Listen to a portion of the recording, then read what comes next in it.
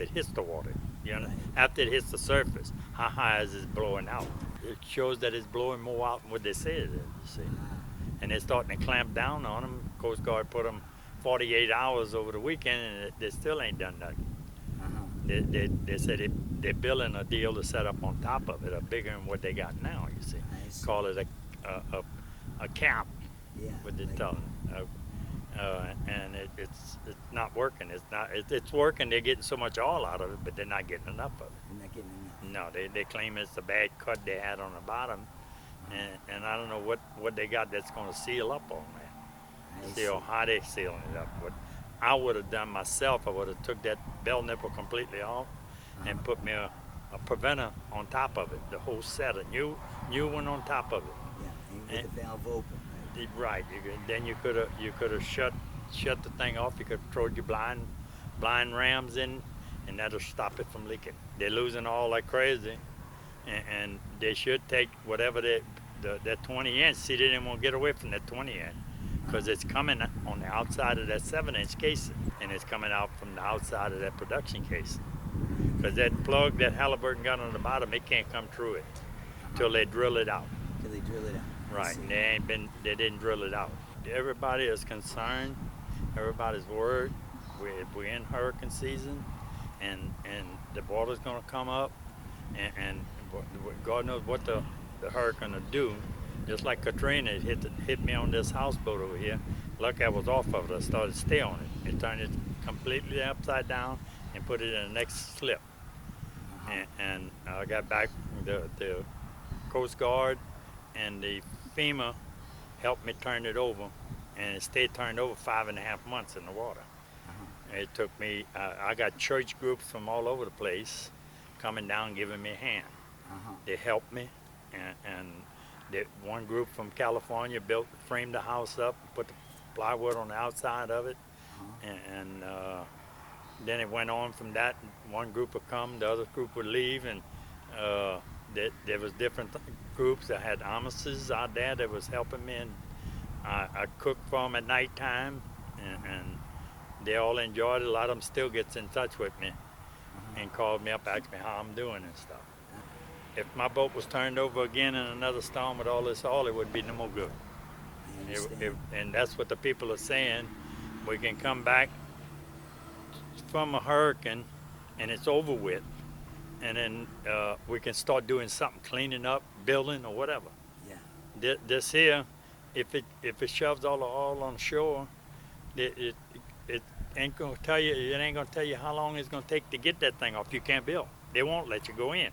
Right. Because Shell had an oil spill over here, and that pipeline that busted, and they wouldn't let you in. They let you come down here up to where the oil was at, and you couldn't go no further. It took a while, and it was just a little bit of spill. Just a little bit. Little one. It had all the way from the Empire Canal over here to almost to Port Sulphur. That's about 10 miles. 10 miles. 10 miles as far as like the crow flies. The family, most of my family moved out after Katrina, and I'm left here. I got a son two sons lives in Belchase, and they still working down here. They're working. One of them working both of them works in the oil field. One of them got airboats, and the other one got I can't think of what he's landscapes and stuff. I see. And he got a dozer and bobcat and lawnmowers and stuff like that. And he's all concerned about it. If the oil comes, it's going to kill all the grass. It's going to kill everything.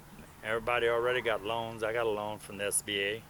I'm paying so much a month for the next 30 years. I understand.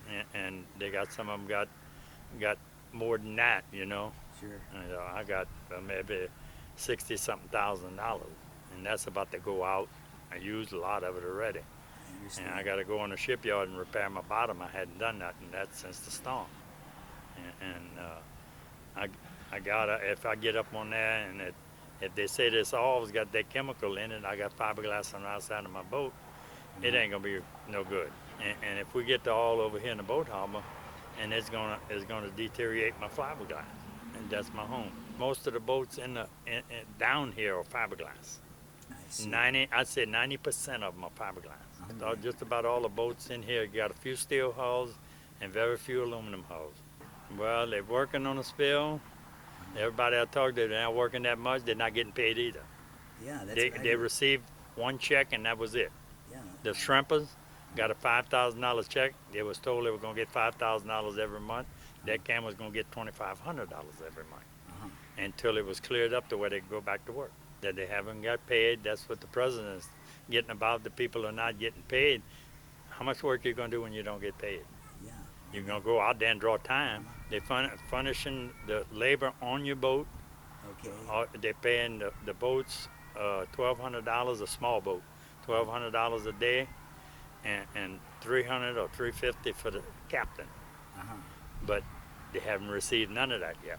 I understand. And it's been what 60-something days. 60-some days. Yeah. Right. Right. Some of the people got a one little check. Right, they were there at the first beginning of it. Uh-huh. They got a little check, and then they hadn't got 1 cent. If you're not getting paid, you got to eat. You got to pay your bills. Yeah. You better believe it. The And bank that's the way. doesn't want to That's hear about that your is the business. way the oil field works. The oil companies. Uh-huh. That's what put me out of business. You go over there and you give them invoices and stuff. They mail it off. It goes all around the damn world.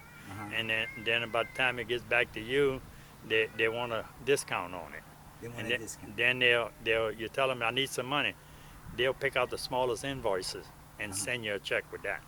I see. So I they bought- won't pay I- all the invoices, just No, the ones that are the ju- smallest. just special at the end of the year. At the end of their year, Uh-huh.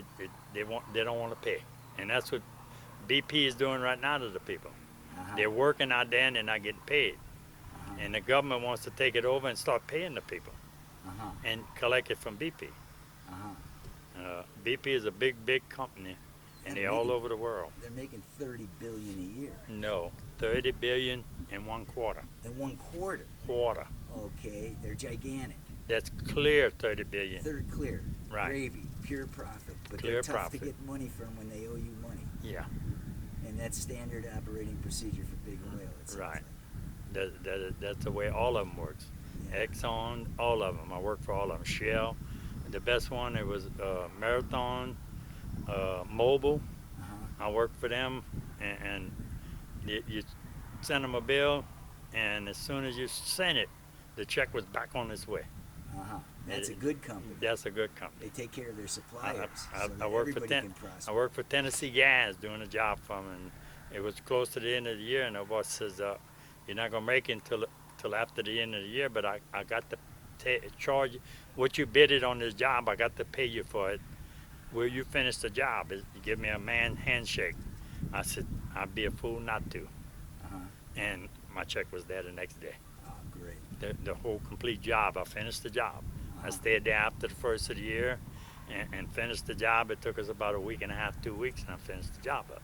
I understand. And the man was happy, and he got it out of the taxes on the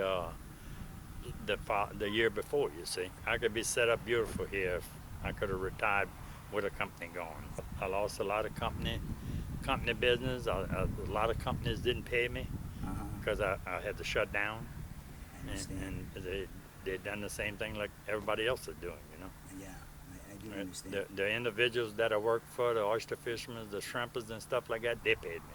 Uh-huh. They called me up and says, I got a bill for you that I'm just starting to make some money right now. He said, I'm gonna pay you. They'll take your money and put it on the side and collect interest on it. Uh-huh. When they got enough money that they collected, they'll take that and give that to you. I get the idea. That's the way they operate. It seems like when you sue one of them. Yeah. You sue them. I have never sued nobody, and you sue them, and they'll put that whatever you sue them, say $1 million. You're suing them for $1 million. They'll put that $1 million aside and fight you for 4 or 5 years, Uh-huh. and collect the interest on that. And if you got say $500,000, they say, well, we'll give you $500,000. Just look what they had in Alaska over there. That's 20 years now. Yeah. They can turn a rock over and it's still got all out there. Yeah. We don't have no rocks. We got mud, Yeah. and it kills all the grass. And if it kills the marshland, Uh-huh. it kills the weeds in the marsh. The land gonna deteriorate. We're already deteriorating bad as it is because of the oil company.